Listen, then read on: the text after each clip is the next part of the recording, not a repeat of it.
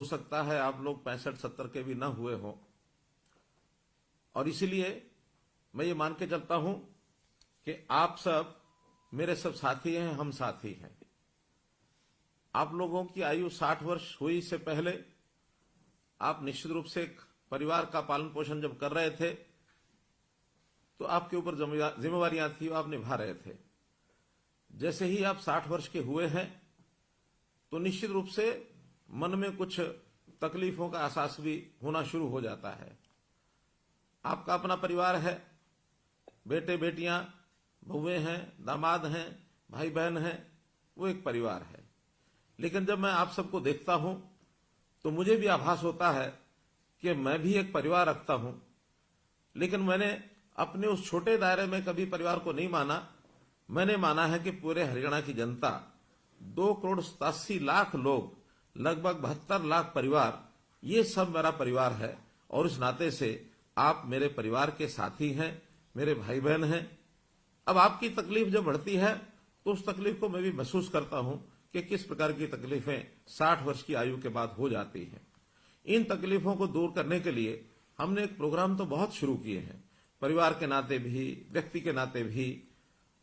साथ ही एक बात जो हमको सबको स्मरण है कि कुछ वर्ष पहले हरियाणा के अंदर ऐसे परिवारों के लिए, ऐसे व्यक्तियों के लिए जिनकी आयु 60 वर्ष से ऊपर हो जाती है, उनको एक सम्मान निधि के नाते भी योजना शुरू की थी। और वो योजना शायद 100 रुपए के आसपास से शुरू हुई थी। समय बढ़ते बढ़ते उसमें बढ़ोतरी हुई और मुझे ध्यान है कि जब 2014 में हम लोगों ने सरकार संभाली तो उस समय ये पेंशन 1,000 रुपये मासिक थी। हमें लगा कि इसमें बहुत कमी है, इसको बढ़ाना चाहिए। लगातार हर वर्ष 200 रुपये, 250 रुपये, 200 रुपये, इस नाते से बढ़ाते बढ़ाते, और अभी 1 अप्रैल अगला जो 2023 का महीना शुरू होने वाला है, उस समय ये हमारी जो पेंशन है, जो सम्मान निधि है, ये 2,750 रुपये हो जाएगी। कहाँ 1,000 रुपया, कहाँ 2,750 रुपया। अब इस नाते से हम अपने प्रदेश के लगभग 18.5 लाख बुजुर्गों को ये हर महीने राशि पहुंचाते हैं। 460 करोड़ रुपए से ऊपर ये राशि हर महीने पहुंचती है। जब ये क्रम चलता हुआ हमने वर्षों तक देखा, एक बात और ध्यान में आई कि ऐसे सब बुजुर्गों को अपनी जब 60 वर्ष होने के बाद नई पेंशन बनानी पड़ती है तो उनको दफ्तरों के चक्कर काटने पड़ते हैं, दरखास्त लेकर के अपनी दस्तावेजों की फाइल बनानी पड़ती है, और फिर धक्के खा खा करके भी उनकी महीनों वर्षों तक पेंशन ही नहीं बनती है। कभी उनका सिफारिशी कोई नहीं मिलता उनको। बहुत से लोग बीच में एजेंट खड़े हो जाते हैं। उस नाते से एक तकलीफें, एक धक्के जो खाने पड़ते थे, ये एहसास जब हमको हुआ तो हमें लगा कि ये बहुत ही एक अन्यायपूर्ण एक व्यवस्था है, इसको बदलना चाहिए। हमने इसमें बदल करके जब परिवार पहचान पत्र बनाया और हर परिवार का डाटा ये हमारे पास आ गया, तो उस परिवार के डाटा के अंतर्गत हमको पता लगा कि कितने ऐसे व्यक्ति हैं जो कब 60 वर्ष के होने वाले हैं, आयु के हिसाब से उसकी जानकारी हमें तुरंत मिलने लग गई। अब 2 ही कंडीशन है किसी भी बुजुर्ग की वो पेंशन शुरू हो, या तो व्यक्ति 60 वर्ष का हो गया है, और या फिर जो 60 वर्ष का हुआ है वो दोनों पति पत्नी की आय ये 2 लाख रुपए से कम होनी चाहिए। जब ये 2 लाख रुपए की बात आई तभी भी ध्यान में आया कि यार 2 लाख रुपए कम नहीं है, हमें लगा 2 लाख रुपया ये कम है। तो इस अगले महीने से हमने इस आय को भी बढ़ा करके 2 से 3 लाख रुपया कर दिया है, और इस 3 लाख के करने के बाद बहुत से लोग इसमें नए और जुड़ गए हैं। तब ये भी व्यवस्था बनाई कि जिस महीने में 60 वर्ष का व्यक्ति हो जाए उसको तुरंत अगले महीने से अपने आप पेंशन शुरू हो जाए। मात्र एक कागज पर आपको साइन करना होगा। कोई भी सरकारी कर्मचारी आपके यहाँ आपकी सहमति लेगा, क्योंकि सहमति लेनी भी आवश्यक है। बहुत लोगों ने ऐसे भी जो हमको मिले हैं जिन्होंने कहा था शुरू में जब व्यवस्था शुरू हुई कि हमको तो पेंशन की जरूरत नहीं है, इसलिए हम कहेंगे तो ही तो पेंशन देनी होगी। इस नाते से हमको ये भी लगा कि ऐसे बहुत से लोग हैं जो शायद ऐसे अवस्था के बाद भी उनको लगता है कि इस पेंशन का सरकार के ऊपर बोझ न डाला जाए, तो अपनी असहमति भी प्रकट करते हैं। उसी में से व्यवस्था निकली कि एक बार 60 वर्ष का होते ही एक सहमति पत्र पर हस्ताक्षर जरूर लेने चाहिए। तो हमने लेने शुरू किए हैं। 1 ही महीने के अंदर अंदर वो सहमति पत्र के साइन भी हम कराते हैं, और उसके बाद उन लोगों से जो सहमति पत्र देते हैं अपने आप ही, और ये जो पेंशन है ये जाना शुरू हो जाता है। हमने लगभग 6 महीने पहले इस व्यवस्था को शुरू किया था और इन 6 महीनों में 16,500 लोगों को और ऑटोमेटिकली अपने आप पेंशन मिली। तो ऐसे जो 16,500 लोग हैं, आज मैं उन सब 16,500 लोगों से उनके साथ टेलीफोन का संपर्क करके और ये बातचीत कर रहा हूं। निश्चित रूप से आपके मैं अनुभव भी बाद में सुनना चाहूंगा कि इस ऑटोमेटिक पेंशन बनने में कहीं आपको कोई कठिनाई तो नहीं आई है। मेरा पूरा विश्वास है कि ये कठिनाई नहीं आई होगी। अगर कोई आई भी होगी तो इसको हम तुरंत जो है दुरुस्त भी करेंगे, ठीक भी करेंगे। अब ये तो ऑटोमेटिक पेंशन बनने की बात है, लेकिन हम लोगों ने इस पेंशन को जो पहले से बनी हुई है उसमें भी लगभग 18.5 लाख परिवार जो मैंने बताए हैं उनको हम ये पेंशन दे रहे हैं। और इस पेंशन के माध्यम से मुझे ये भी ध्यान है कि आखिर तो हम परिवार वाले लोग हैं, हमारे बेटे बेटियां पोते पोतियां हमारे सब परिवार के लोग, कभी कभी उनको सहयोग करना पड़ता है, उनको मान सम्मान करना पड़ता है, उनको कोई कहीं ना कहीं दान दक्षिणा देने की भी हमारी मन की इच्छा होती है, तब भी हम देते हैं। तो एक सुविधा ये हरियाणा के लोगों को जो मिल रही है, लगभग 27,500 रुपए की जो अब योजना अप्रैल से बनी है, ये भी एक दावे के साथ मैं कह सकता हूं कि इतनी राशि केवल हरियाणा प्रदेश ही है जो ये 27,500 रुपया और ये दे रहा है, और किसी प्रदेश में इस प्रकार की व्यवस्था ये ऐसी नहीं है। तो मित्रों, भाइयों बहनों, मैं तो आपको आज यही कहूंगा कि हम लोग जो ये एक लाभ सरकार से ले रहे हैं, तो इस लाभ के बदले में हम लोगों को, क्योंकि हमारी आयु भी 60 वर्ष ही हुई है, तो 60 वर्ष होने के बाद आखिर व्यक्ति का शरीर स्वस्थ रहता है, काम करने योग्य रहता है, तो हमें अपने इस आयु के पड़ाव में आकर के अपने काम के साथ साथ सामाजिक कामों में भी जाना चाहिए। ऐसे जितने भी हमारे रिटायर्ड लोग हैं, जितने ऐसे बुजुर्ग हैं या नौजवान भी हैं जो अपने आप एक स्वयं सेवक के नाते, एक वॉलंटियर के नाते काम कर सकते हैं, उनका भी एक पोर्टल बनाया है। उनको हम रजिस्ट्रेशन कराते हैं और रजिस्ट्रेशन कराने के लिए अगर अपना मन माने कि हमको आखिर कोई ना कोई समाज का काम करना चाहिए, क्योंकि जैसे मैंने कहा ये समाज है, ये हमारा परिवार है, एक छोटा परिवार जिसके अंदर हम पैदा हुए, हमारे आगे परिवार के सदस्य, बेटे बेटियां, बहन भाई, हमारे जो दोते दोतियां, पोते पोतियां और हमारी बहुएं, हमारे दामाद, एक परिवार, दूसरा परिवार, ये सारा समाज, ये भी एक परिवार है। वसुधैव कुटुंबकम, ये बात हमारे ऋषि मुनियों ने भी हमेशा कही है कि अपना जो मन है ये बड़ा करना चाहिए। ऐसा कहते हैं, अयम निजा प्रोवेति, यानी ये मेरा है, ये तेरा है। गणना लघु चेतसाम, ये छोटे दिल के लोग करते हैं। उदार चरिता नाम तो, बड़े हृदय के लोग वही होते हैं। वसुधैव कुटुंबकम, जो पूरे विश्व को, पूरे संसार को अपना परिवार मानते हैं। आखिर अपनी सोच हमको बड़ी करनी चाहिए, और अभी तक हमने शायद अपने परिवार पालन पोषण में ही सारा समय लगाया होगा, लेकिन एक आयु के पड़ाव के बाद, जैसे हमारी प्राचीन परंपरा होती थी वानप्रस्थ आश्रम की, तो इस वानप्रस्थी आश्रम के अंदर जाकर के हमको समाज की भी चिंता करनी चाहिए, क्योंकि कभी भी कोई एक अकेला व्यक्ति या एक अकेला परिवार ये अपने आप में पूर्ण इकाई नहीं हो सकते, अपने आप में सारा काम अपने आप नहीं कर सकते। हमको प्राय सभी काम करने के लिए समाज की भी आवश्यकता होती है। यदि सारे समाज की हम चिंता करेंगे तो समाज हमारी भी चिंता करेगा। तो इसलिए वॉलंटियर बनने के लिए हमने जो पोर्टल बनाया है, उस पोर्टल के बारे में मैं बताता हूं। उसका नाम है samarpan.gov.in, अंग्रेजी का ये शब्द है। आपको अगर न ध्यान में आए तो आप निश्चित रूप से आपके गांव में जो भी कोई कंप्यूटर के नाते से जो कोई वहां साझा सेवा केंद्र है, अथवा जिसको CSC कहते हैं या अटल सेवा केंद्र कहते हैं, या कोई भी कंप्यूटर जानने वाला व्यक्ति, उसको हम बता सकते हैं कि मैं भी अपना नाम वॉलंटियर इस नाते से उसमें जुड़वाना चाहता हूं। तो इस नाते से हम और वॉलंटियर बन सकते हैं। हमने इस प्रकार की सेवाएं बहुत, जो खास करके बुजुर्गों के लिए तो शुरू की हैं, समाज के हर वर्ग के लिए हम परिवार पहचान पत्र के माध्यम से उनकी योग्यता के, उनकी क्षमता के हिसाब से, उनकी स्थिति के हिसाब से, खास करके आर्थिक स्थिति के हिसाब से बहुत सी योजनाएं हमने शुरू की हैं। हमने इस परिवार पहचान पत्र के अंदर जितने भी नागरिक हैं, अर्थात 2,87,00,000, इनको 6 भागों में बांटा है। 0 से 6 वर्ष तक जब बच्चे होते हैं, बहुत छोटे बच्चे, आखिर उनकी भी संभाल करनी होती है। हमने महिला एवं बाल कल्याण विभाग के नाते से उनको ही जिम्मा सौंपा है। हमारी आंगनवाड़ी वर्कर्स, हमारी आशा वर्कर्स, हमारे जो क्रैच हैं, हमारे जो स्कूल हैं, जहां जहां ये बच्चे पढ़ सकते हैं, और जो हमारा इनके स्वास्थ्य को ठीक रखने के लिए या इनको कोई आगे बीमारी न लगे उसके लिए टीकाकरण करने के लिए ये विभाग उनका काम करता है। ऐसे ही 6 वर्ष से लेकर के और 16-18 वर्ष तक ये जो एक हमारे बालक परिवारों के, इनको स्कूल शिक्षा का जो विभाग है वो इनकी चिंता करता है कि ये सब बालक पढ़ने के लिए जाएं। कोई बच्चा ऐसा तो नहीं है जो किसी स्कूल में पढ़ नहीं रहा है, घर में ही रहता है, या उसको कोई स्वभाव के नाते से कोई कहीं गलत आदत तो नहीं लग गई है। तो हर बच्चे की संभाल करना ये इस विभाग के जिम्मे रहेगा। 18 से लेकर के 25 वर्ष तक हमारा जो उच्चतर शिक्षा विभाग है, जो उच्चतर शिक्षा में चाहे हमारी यूनिवर्सिटीज हैं, चाहे हमारे कॉलेजेस हैं, ये जो विभाग इन 18 से 25 वर्ष वालों की चिंता करेगा।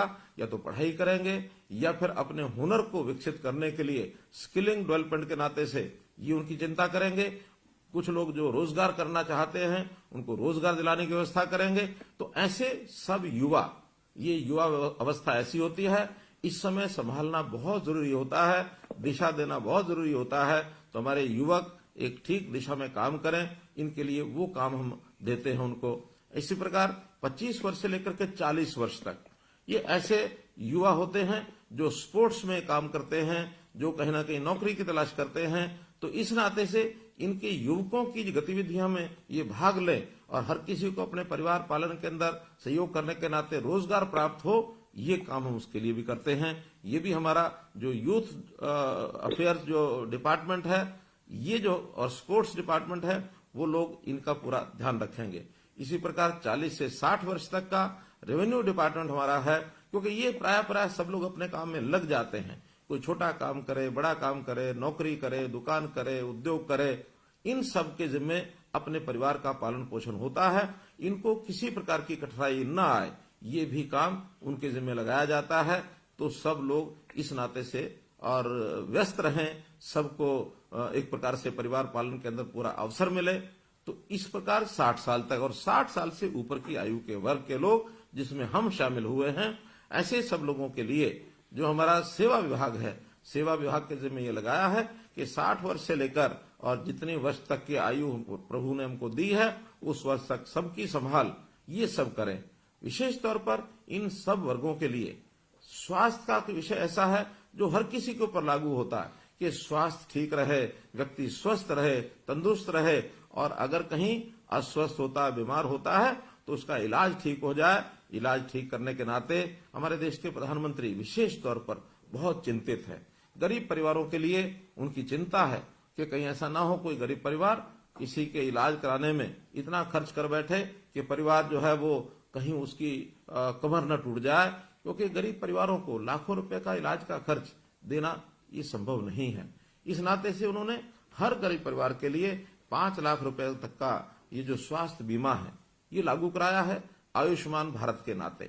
जब हमें ध्यान में आया कि केंद्र की स्कीम में तो हरियाणा के 15.5 लाख परिवार कवर हो रहे हैं, हमने उसमें अपनी एक योजना बनाई, चिरायु योजना, ताकि 1,80,000 रुपए तक की आय के जो परिवार हैं उन सबको इसका लाभ मिले। और इसमें 29 लाख से भी ज्यादा परिवार इसमें कवर हो रहे हैं। अब हमको ध्यान में आया आखिर 1,80 भी बहुत आय ऐसी है जिसमें शायद इससे ऊपर के लोगों को भी कठिनाई आएगी।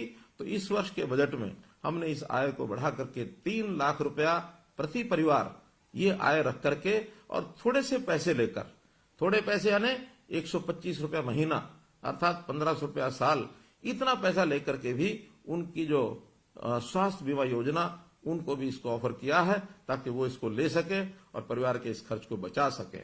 अब ऐसे ही हमारे जो बुजुर्गों की स्थिति है, बुजुर्गों में एक वर्ग ऐसा है मित्रों जिनकी आयु 80 वर्ष से भी ऊपर हो गई है। तो इस 80 वर्ष से ऊपर के आयु के जो लोग हैं उनकी विशेष चिंता हमको करनी होती है। तो हमने अपने जितने भी वॉलंटियर्स हैं इनके जिम्मे ये लगाया है। वॉलंटियर्स वो जनता में से भी आते हैं और हमारे सरकारी कर्मचारी वो भी वॉलंटियर्स बन सकते हैं। हजारों की संख्या में ऐसे सरकारी कर्मचारी वॉलंटियर बने हैं। बल्कि मैं अपील करता हूं कि आप भी उनको ये कहें, जो हमारे सरकारी कर्मचारी आपके परिवारों के लोग हैं उनको कहें कि वॉलंटियर बनकर के ऐसे बुजुर्ग जिनकी आयु 80 साल से ऊपर हो गई है इनकी देखभाल करने के लिए कम से कम और कुछ ना करें महीने में एक बार जाकर उनका हालचाल पूछें। कोई अस्वस्थ है, कहीं किसी की परिवार के अंदर स्थिति ऐसी तो नहीं है कि परिवार में कोई देखभाल नहीं करता है, कोई अकेला तो नहीं रहता है, उसके कुशल क्षेम, उसकी बीमारी, उसका खान पान, उसको आवश्यकताएं जितनी होती हैं उसकी पूरी हो रही हैं कि नहीं हो रही हैं। क्योंकि ये भी लगभग 2.25 लाख परिवार ऐसे हैं, लोग ऐसे हैं जो 80 वर्ष से ऊपर हैं। तो इन 2.25 लाख लोगों की भी चिंता हमको करनी चाहिए। ये हमारे बुजुर्ग हैं और बुजुर्ग हमारे माता पिता के बराबर होते हैं, तो हम अपने माता पिता के बराबर बुजुर्ग 80 साल, 90 साल, 100 साल से भी ऊपर की आयु के लोग लगभग 3,500 लोग आज ऐसे हैं जिनकी आयु 100 वर्ष से भी ऊपर है। तो एक बहुत बड़ा ऐसा वर्ग है जिन्होंने सारा जीवन, चाहे अपने परिवार को पालते हुए भी जो सेवा की है समाज की, एक बहुत बड़ी सेवा है। तो हम आज उन बुजुर्गों को जरूर देखभाल करें। सरकार ने एक योजना बनाई है ऐसे बुजुर्ग जो अकेले रहते हैं, क्योंकि ये भी एक बड़ी संख्या है जो आज ध्यान में आता है कि 80 साल से ऊपर की उम्र है और अकेले रहते हैं। ये संख्या भी कम नहीं है। ये संख्या लगभग जो मेरी जानकारी है, ये लगभग 28,000 लोग ऐसे हैं जो अकेले रहते हैं और जिनकी आय वो लगभग 1,80,000 रुपए तक है। तो इनकी भी चिंता हमको सबको करनी है।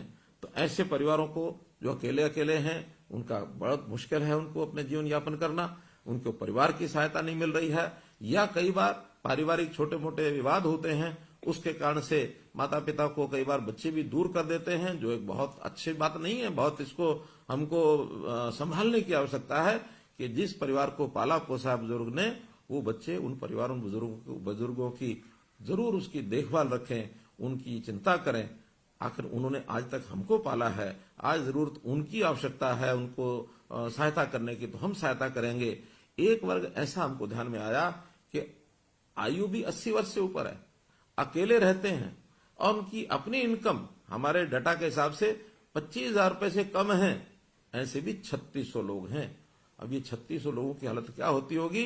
जब हमने इसका विचार किया तो हमने घोषणा की है कि अभी अप्रैल से इन सब लोगों के लिए जो वृद्ध आश्रय स्थल, सेवा आश्रम, वरिष्ठ नागरिक सेवा आश्रम, इन सेवा आश्रमों में उनको हम कहेंगे कि जाकर के वो वहां रहें, ताकि उनकी अपनी व्यक्तिगत कोई भी आवश्यकता है, चाहे वो बीमारी की है, चाहे उनके रहन सहन की, खाने पीने की, चाहे रहने के स्थान की, चाहे कपड़ों की, कोई भी आवश्यकता वो उनकी हम पूरी करेंगे। और ये सरकार की व्यवस्था में सब रहें, ताकि अगर वो सहमत होंगे उन सब को हम इन सेवा आश्रमों में रखेंगे।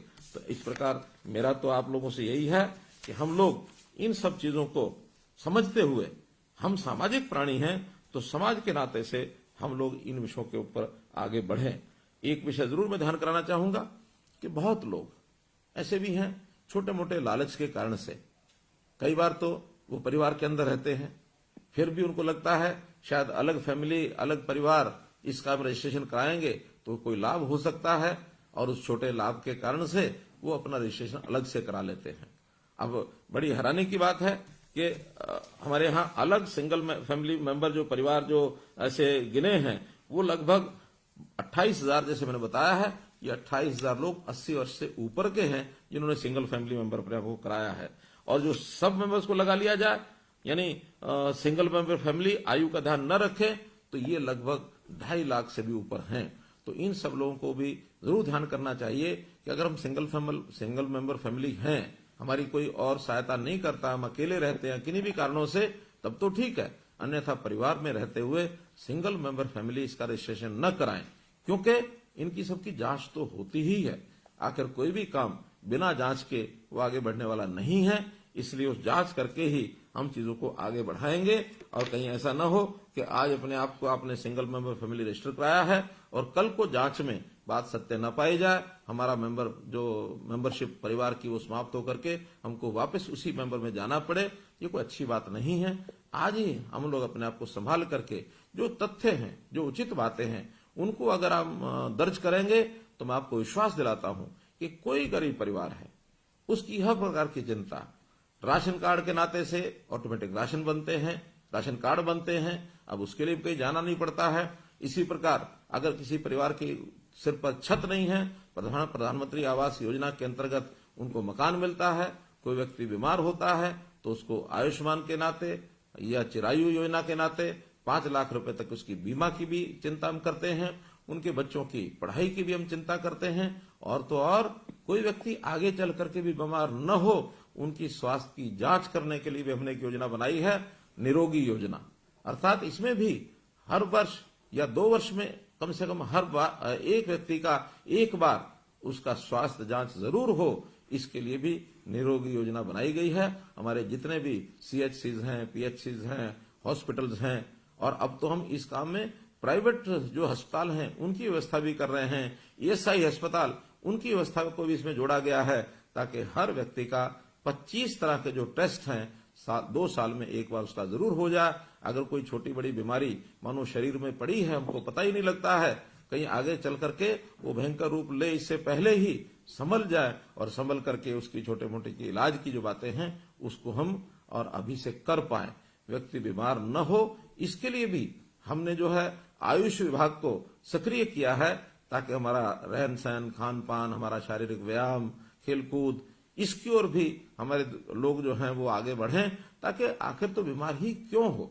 बीमार न हो, इसके बहुत लाभ हैं। बीमार होने के बाद इलाज तो कराने के लिए खर्च होगा ही होगा, हमारा समय बर्बाद होगा, हम काम करने से भी गए। मानो अगर 1 महीना इलाज के लिए हमको लगाना पड़ता है, तो 1 महीना आखिर काम का जो नुकसान है, हमारा अपना भी नुकसान है, परिवार का भी है, देश का भी है।